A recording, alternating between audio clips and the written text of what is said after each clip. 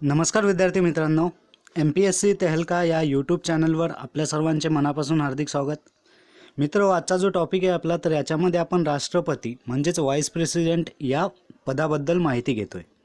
ठीक आहे. तर या पदामध्ये ज्या काही राज्यघटनेमध्ये तरतुदी दिल्या आहे, तर त्या सर्व तरतुदींचा आपण इथे डिटेलमध्ये अभ्यास करणार आहोत.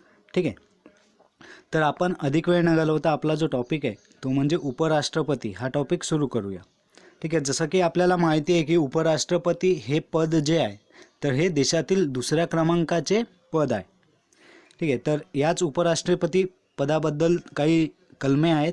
तर ही जी कलमे आहेत तर ही नेहमी MPSCच्या एक्झाम्समध्ये विचारण्यात येत असतात. ठीक आहे. तर याच्यासाठी आपण काय करतोय की या कलमांचा एकदा सारांश जो आहे तर तो आपण घेऊन घेऊ.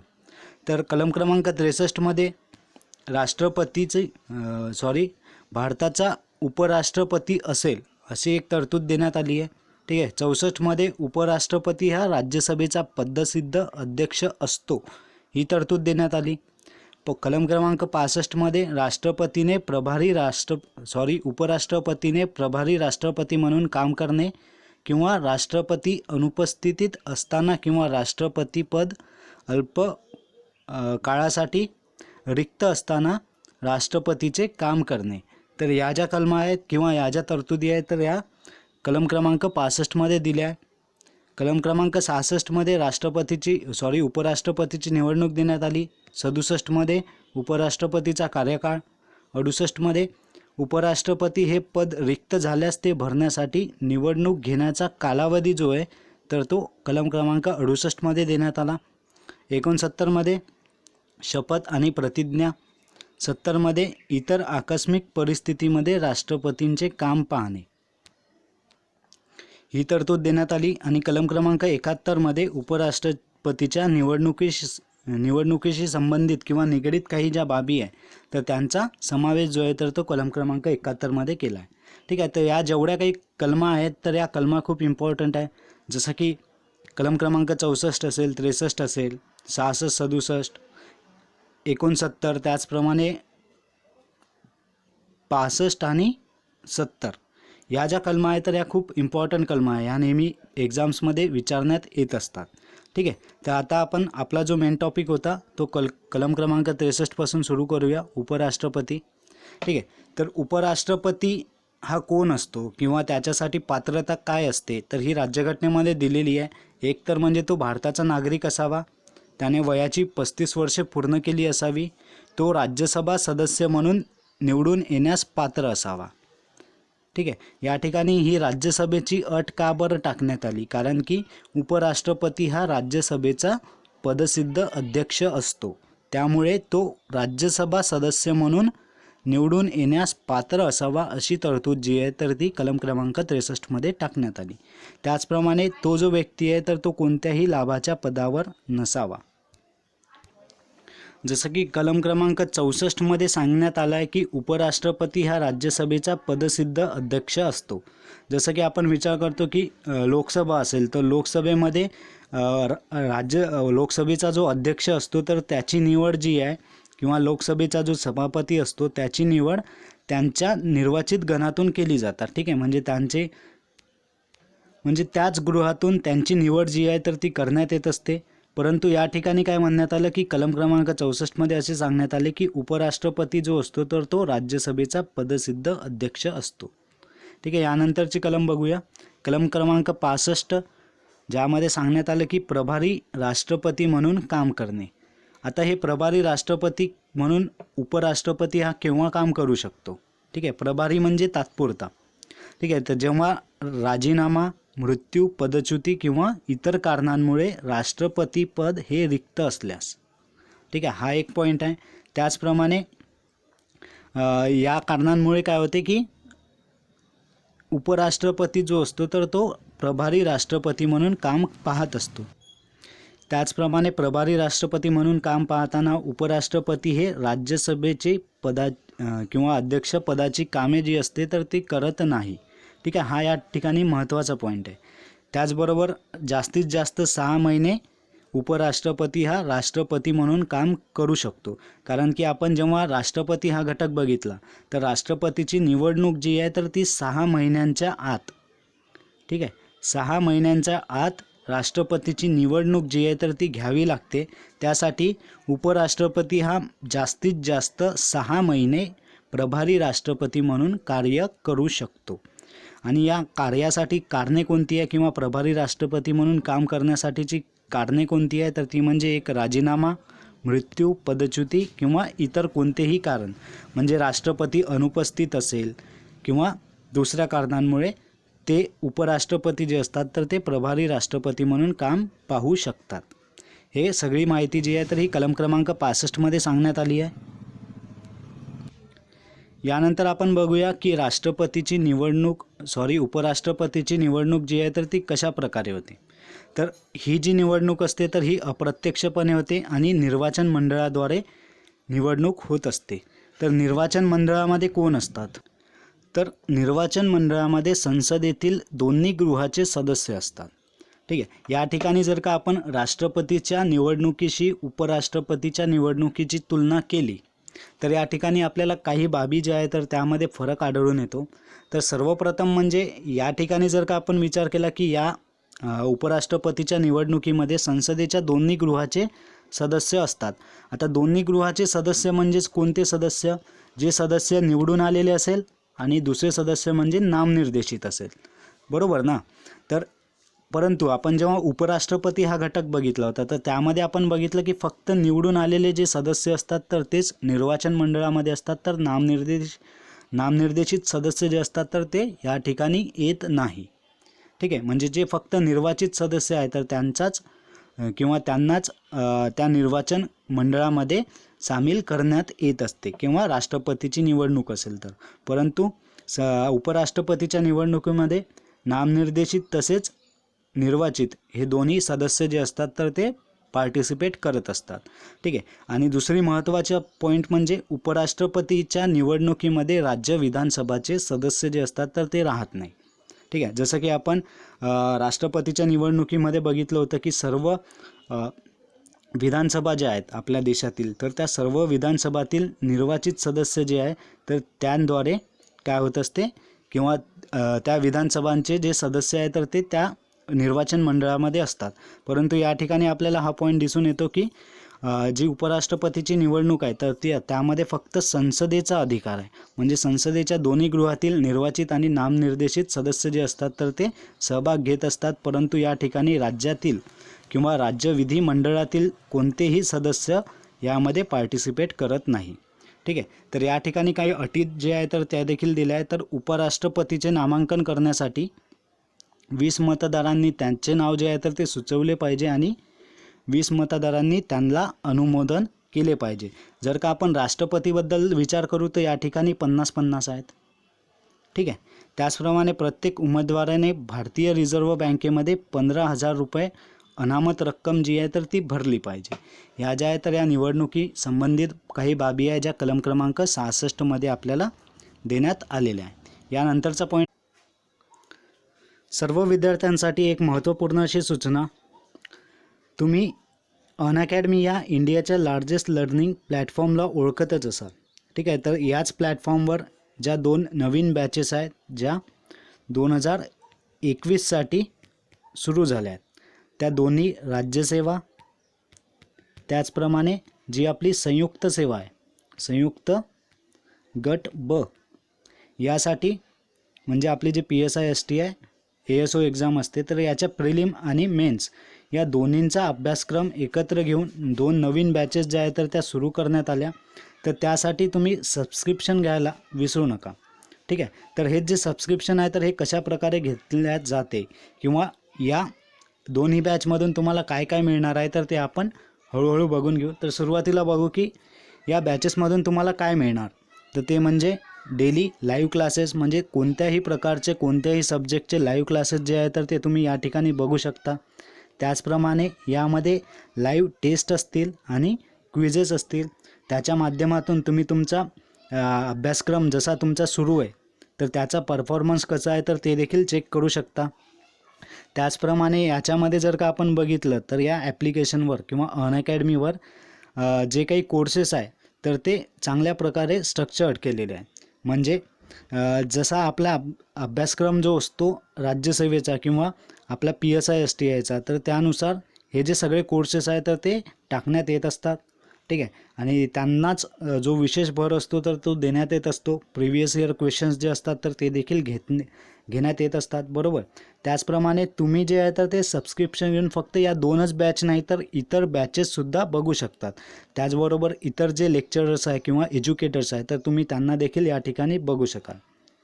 तर या ठिकाणी जर का तुम्हाला अनअकॅडमीचे सबस्क्रिप्शन घ्यायचे असेल तर तुम्ही MPSC सबस्क्रिप्शनवर जा. ठीक आहे.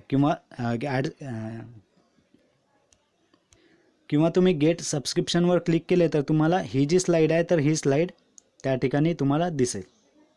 ठीक आहे. तर याच्यामध्ये तुम्हाला 1 मंथ, 3 मंथ, 6, 12 आणि 14 मंथ अशा प्रकारे जो आपला कोर्सचा किंवा प्लसचा सबस्क्रिप्शनचा जो कालावधी आहे तर तो या ठिकाणी दिसणार आणि त्याची फीस देखील तुम्हाला इथे पुढे दिसूनच येते. जसं की 1 मंथसाठी 1260, 3 मंथसाठी 3150, 6 मंथसाठी 5040, 12 मंथसाठी 6300 आणि 24 मंथसाठी 7560. म्हणजे यावरून तुम्हाला एक गोष्ट तर कळालीच असेल की जेवढ्या मोठ्या प्रमाणामध्ये किंवा जेवढ्या मोठ्या कालावधीसाठी आपण घेऊ तेवढाच आपला फायदा होणार आहे. ठीक आहे. तर यामध्ये बघू शकता की 17% ऑफ, 33, 58 आणि 75%. जर का तुम्ही एका महिन्याचा जर का हिशोब केला तर त्यानुसार जर का तुम्ही 24 महिन्याचा घ्याल तर त्यामध्ये तुम्हाला 75% ऑफ जे आहे तर ते या ठिकाणी मिळणारच आहे. त्याचप्रमाणे तुम्ही या ठिकाणी माझा जो रेफरल कोड आहे तो म्हणजे अनिकेत 72892 हा जर रेफरल कोड तुम्ही या ठिकाणी वापरला तर त्यामध्ये देखील तुम्हाला 10% पुन्हा डिस्काउंट मिळेल. बरोबर. तर याच्यासाठी तुम्ही हा जो रेफरल कोड आहे तर हा वापरण्यास विसरू नका. तो म्हणजे एकदा पुन्हा दाखवतो मी तुम्हाला, अनिकेत 72892. ठीक आहे. तर याद्वारे काय होईल की तुमचा जो सबस्क्रिप्शनमध्ये अजून 10% डिस्काउंट मिळेल. म्हणजे अजून तुम्हाला 750 रुपये जे आहे म्हणजे 756 रुपये तुम्हाला अजून कमी लागतील. ठीक आहे. तर हे सगळं झालं सबस्क्रिप्शन कसं घ्यायचं. त्यानंतर प्रोसीड टू पेवर क्लिक करा. त्याद्वारे तुम्ही सबस्क्रिप्शन जे आहे तर ते घेऊ शकाल. ठीक आहे. तर यामध्ये आपण बघितलं की लाईव्ह टेस्ट आणि क्विजेस असतात, डेली रिपोर्ट आणि ॲनालिसिस असते. ठीक आहे. PDF लर्निंग जे काही मटेरियल्स आहे आपले तर ते PDF फॉर्ममध्ये तुम्हाला मिळतात. त्याचप्रमाणे कोणत्याही प्रकारचा डाऊट जो असतो तर तो डाऊट क्लिअरिंग सेशन किंवा लाईव्ह लेसनमध्ये तुम्ही कमेंट करून विचारू शकता. ठीक आहे. त्याचबरोबर इंटरॅक्शन जे आहे तर ते चांगल्या प्रकारे या ठिकाणी होते. त्याचबरोबर कोणत्याही प्रकारचा लँग्वेजचा बॅरियर राहत नाही. तुम्ही ज्या लँग्वेजमध्ये प्रेफर कराल तर त्याच लँग्वेजमध्ये तुम्हाला लेसन्स जे आहेत तर ते बघायला मिळतील. ठीक आहे. जसं की तुम्ही मराठी सिलेक्ट केलं तर सगळे मराठीचेच जे लेसन आहे तर ते तुम्हाला दिसतील. ठीक आहे. तर अशा प्रकारे हे जे ॲप्लिकेशन आहे किंवा हे जे लर्निंग प्लॅटफॉर्म आहे तर हे तुम्हाला तुमच्या परीक्षेमध्ये यशस्वी होण्यासाठी मदत करेल. ठीक आहे. त्याचप्रमाणे तुम्ही अशा प्रकारचे जे फ्री लाईव्ह क्लासेस जे आहेत, जे स्पेशल क्लासेस म्हणून ओळखले जातात तर ते देखील तुम्ही बघू शकता. त्याचबरोबर टेस्ट सिरीज, मोठ्या टेस्ट सिरीज ज्या आहेत तर त्या देखील तुम्हाला या ठिकाणी सॉल्व करता येतात. या टेस्ट सिरीज फ्रीमध्ये असतात. काही ज्या टेस्ट सिरीज आहेत तर ते तुम्हाला प्लसचं सबस्क्रिप्शन घेऊन मिळू शकतात. ठीक आहे. तर अशा प्रकारे तुम्ही जे आहे अनअकॅडमीचे ॲप्लिकेशन तर ते गुगल प्ले स्टोअरवरून किंवा ॲपल स्टोअरवरून डाउनलोड करू शकता. ठीक आहे. आणि जर का यामध्ये जर का आपण विचार केला की फीचर्सचा तर एक म्हणजे स्टडी जी आहे तर ती आपल्या घरच्या घरून होते. म्हणजे कोणत्याही ठिकाणी आपल्याला जाण्याची गरज जी आहे तर ती राहत नाही आणि तुम्हाला जी आवश्यक वेळ असेल तर त्या वेळेला तुम्ही बघू शकता. त्याचप्रमाणे लाईव्हमध्येच तुमचे डाऊट क्लिअरिंग सेशन्स असतात तर ते देखील तुमचे कोणत्याही प्रकारचा डाऊट असल्यास तर तुम्ही कमेंट करून त्यांना विचारू शकतात लाईव्हमध्ये. ठीक आहे. त्याचबरोबर जे काही कोर्सेस आहे किंवा क्लासेस आहे तर ते वेल स्ट्रक्चर्ड असतात आणि यामध्ये EMI पेमेंटचा ऑप्शन देखील तुम्हाला आढळून येतो. आणि तुम्ही जर का विचार केला की 7560 रुपये होते आणि यामधून तुम्ही 560 जे आहे तर ते अजून 756 जे आहे तर ते अजून कमी केले तर ते तुम्हाला फक्त 6800 रुपयांमध्ये सबस्क्रिप्शन जे आहे तर ते मिळणार आहे. बरोबर. आणि त्याचबरोबर याला जर का आपण 24 मंथने जर का डिवाईड केलं किंवा जर का आपण एकाच दिवसाचा जर का खर्चाचा विचार केला तर ते ॲप्रॉक्सिमेटली 11 रुपये एवढा खर्च जो आहे तर तुम्हाला फक्त एका दिवसाचा 24 महिन्याच्या सबस्क्रिप्शनवर येणार आहे. ठीक आहे, म्हणजे एवढ्या कमी खर्चामध्ये तुम्ही या ठिकाणी मोठ्यात मोठे आणि चांगल्यात चांगले जे क्लासेस आहे तर ते घेऊ शकता.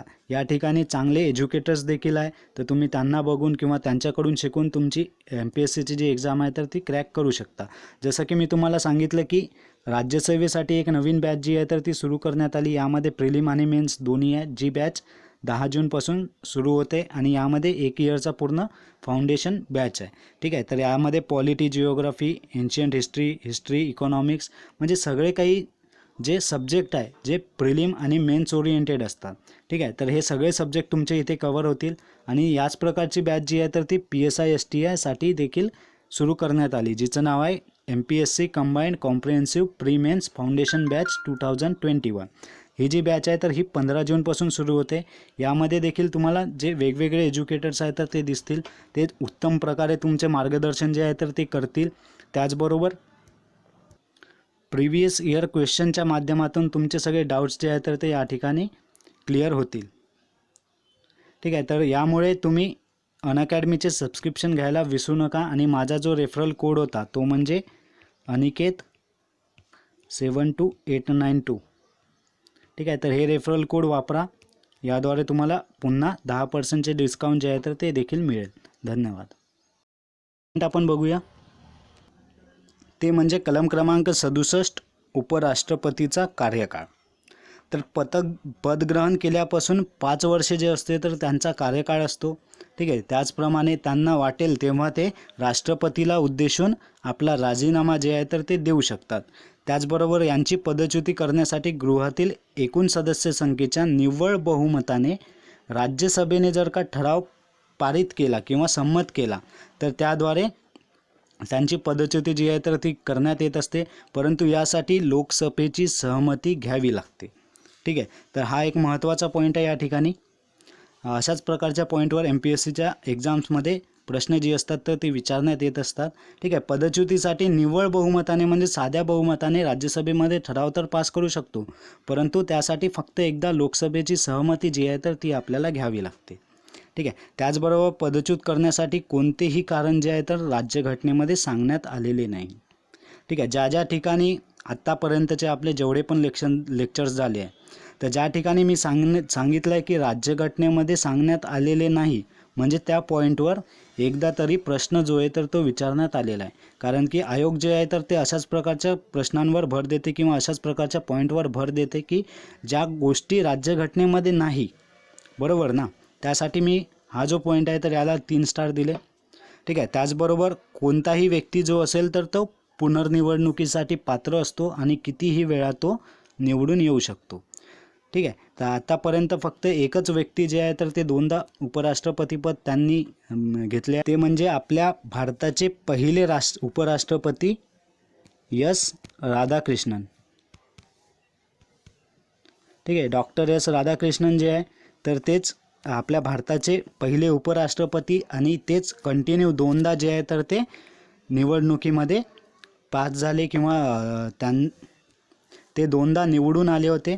त्यानंतर कोणत्याही व्यक्तीने 2दा पद जे आहे तर ते स्वीकारले नाही किंवा त्यांना मिळाले नाही.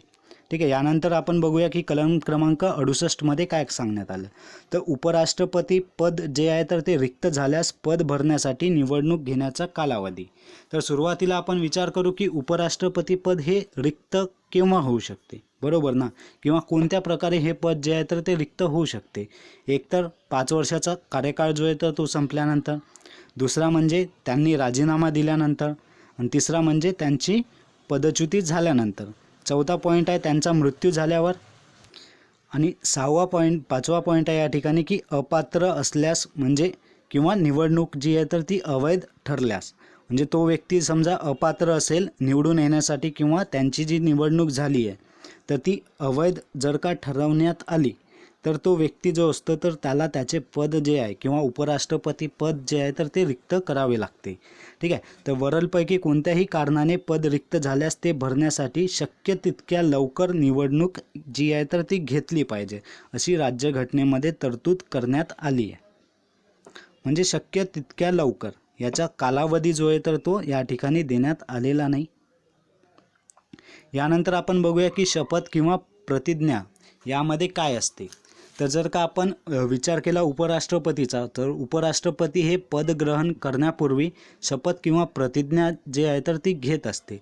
तर या शपथेमध्ये कोणकोणते बाबी असतात तर ते आपण बघून घेऊ. तर एक म्हणजे ते आपली जी भारताची राज्यघटना आहे तर त्याच्या प्रती नेहमी श्रद्धा व निष्ठा बाळगेन, हा एक महत्त्वाचा पॉईंट आहे. त्यानंतर त्यांची जी पदाची कामे जी आहे तर ती प्रामाणिकपणे करेल. आणि तिसरा महत्त्वाचा पॉईंट म्हणजे आता ही जी शपथ आहे तर ही कोणाच्या समोर घेते, बरोबर ना. तर ही जी शपथ असते तर ही राष्ट्रपती किंवा त्याच्या वतीने नियुक्त केलेल्या व्यक्तीपुढे, किंवा राष्ट्रपती किंवा त्याने नियुक्त केलेल्या व्यक्ती जो असतो तर त्याने राष्ट्रपतीला शपथ द्यावी लागते. ठीक आहे. त्यांच्या पुढे किंवा तो जो व्यक्ती असतो किंवा राष्ट्रपती जे असतात तर ते उपराष्ट्रपतीला शपथ जी असते तर ती देत असतात. ठीक आहे. तर या ठिकाणी हे 2 पॉईंट तुम्ही लक्षात ठेवा की एक म्हणजे ते आपल्या भारताच्या घटनेप्रती श्रद्धा व निष्ठा बाळगेन आणि आपली पदाची जी कार्य आहे तर ती प्रामाणिकपणे करेल. आणि राष्ट्रपती किंवा त्याने नियुक्त केलेला जो व्यक्ती असतो तर तो व्यक्ती किंवा राष्ट्रपती जे असतात तर ते त्यांना, उपराष्ट्रपती यांना शपथ जी असते तर ती देत असते. ठीक आहे. हा एक महत्त्वाचा पॉईंट. यानंतरचा पॉईंट बघूया. कलम क्रमांक 70मध्ये काय सांगितलं आहे की इतर आकस्मिक परिस्थितीमध्ये राष्ट्रपतींचे काम पाहणे. ठीक आहे. तर हे आकस्मिक परिस्थिती केव्हा निर्माण होते, एकतर राष्ट्रपती अनुपस्थित असेल, त्यांची प्रकृती ठीक नसेल किंवा इतर कारणांमुळे. ठीक आहे. तर या 3 कारणांसाठी जे आहे तर ते आकस्मिक परिस्थितीमध्ये उपराष्ट्रपती जो असतो तर तो राष्ट्रपतीचे काम पाहत असतो. तर त्यावेळी राष्ट्रपती परत कार्यालयामध्ये येईपर्यंत, ठीक आहे, केव्हापर्यंत हे कार्य असते तर राष्ट्रपती परत कार्यालयामध्ये येईपर्यंत उपराष्ट्रपती जे असतात तर ते राष्ट्रपती म्हणून कार्य करू शकतात. आणि जेव्हा आपण सुरुवातीला जी एक पॉईंट बघितला होता की प्रभारी राष्ट्रपतीचा कलम क्रमांक 65, तर याच्यामध्ये आपण ही 4 कारणे बघितली होती. आणि यामुळे ते रिक्त झाल्यास तेव्हा काय होते की राष्ट्रपतीचे पद जे असते तर ते रिक्त होते. ठीक आहे. म्हणजे त्यांची पदच्युती झाली असेल, त्यांचा मृत्यू झाला असेल तर त्या ठिकाणी तो जो व्यक्ती राष्ट्रपती म्हणून निवडून गेला आहे तर तो तर राहणार नाही ना. तर त्यासाठी प्रभारी राष्ट्रपती म्हणून उपराष्ट्रपती हे कार्य करतात आणि ते जास्तीत जास्त 6 महिने करत असतात. परंतु जर का आपण या ठिकाणी विचार केला कलम क्रमांक 70मध्ये आकस्मिक परिस्थिती, समजा राष्ट्रपती हा अनुपस्थित असेल, आपल्या भारतामध्ये अनुपस्थित असेल, तो विदेशाच्या दौऱ्यावर गेला असेल, तर दौऱ्याला जाण्यासाठी आणि येण्यासाठी समजा 15 दिवस लागत आहे, तर उपराष्ट्रपती जो असतो तर तो फक्त याच 15 दिवसांपर्यंत राष्ट्रपती म्हणून कार्य करत असतो. ठीक आहे. हे 2 महत्त्वाचे पॉईंट आणि फरक आहे यामध्ये. यानंतरचा पॉईंट बघूया की कलम क्रमांक 71मध्ये काय सांगण्यात आलं की राष्ट्रपतीच्या निवडणुकीशी संबंधित निगडीत बाबी. तर निवडणुकीशी संबंधित किंवा त्याच्याबाबत सर्व काही शंका किंवा विवाद जे असते तर ते सर्वोच्च न्यायालय चौकशी करून निर्णय देत असते. ठीक आहे. म्हणजे राष्ट्रपतीची निवडणूक जी आहे तर ती अवैध ठरवायची असेल किंवा नाही ठरवायची असेल तर या संबंधित सर्व काही ज्या बाबी असतात तर त्याच्यावर निर्णय देण्याचा अधिकार कोणाला असतो तर तो म्हणजे सर्वोच्च न्यायालयाला. ठीक आहे. आणि सर्वोच्च न्यायालयाचा जो दिलेला जो निर्णय असतो तर तोच निर्णय अंतिम असतो. ठीक आहे. हा पॉईंट देखील या ठिकाणी तुम्ही लक्षात ठेवा. त्यानंतर आपण बघूया, आतापर्यंत आपल्या भारतामध्ये 15 टर्म जे आहे तर 15 टर्म उपराष्ट्रपतीच्या झाल्या आणि त्यापैकी 14 व्यक्ती जी आहे तर त्यांची निवड त्या 13 व्यक्तींची निवड जी आहे तर ती राष्ट्रपतीच्या पदी झाली आहे. ठीक आहे. तर यापूर्वी जर का आपण विचार केला तर पहिले जे आपले राष्ट्रपती होते एस राधाकृष्ण, ठीक आहे, ते एक, आणि दुसरे म्हणजे मोहम्मद हमीद अन्सारी. तर हे जे आहे तर यांनी 2 टर्म आपले कार्य जे आहे तर ते केले आहे. डॉक्टर एस राधाकृष्णन आणि मोहम्मद हमीद अन्सारी यांनी 2 टर्म जे आहे तर ते उपराष्ट्रपती म्हणून कार्य केले आहे. आणि सध्याचे जे राष्ट्रपती आहे तर ते म्हणजे व्यंकय्या नायडू. ठीक आहे. तर तुम्हाला जर का हा व्हिडिओ आवडला असेल तर प्लीज लाईक करा. त्याचप्रमाणे तुम्ही नवीन असाल तर सबस्क्राईब करायला विसरू नका. आणि ही आपली टेलिग्रामची लिंक आहे, या ठिकाणी नक्की भेट द्या.